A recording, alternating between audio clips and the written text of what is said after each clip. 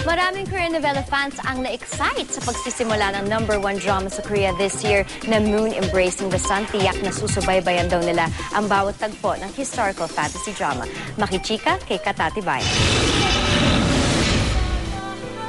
Talagang inabangan ang pinakabagong Korean novela offering ng GMA na Moon Embracing the Sun.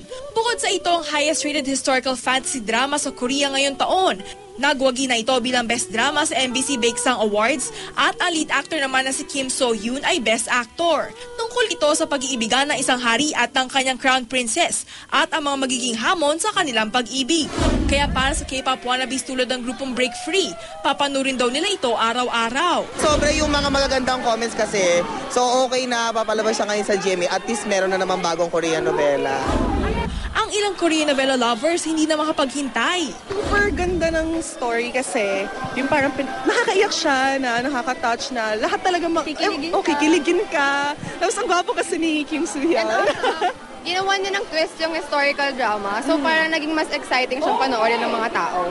At least may recommend namin siya sa iba na ibang Filipinos kasi at least dub na siya sa Tagalog.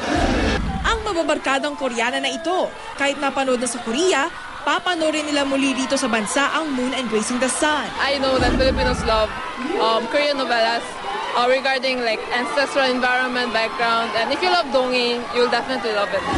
Mapapanood na ang Moon Embracing the Sun weekdays bago mag 24 oras. Katatibayan updated sa showbiz happening.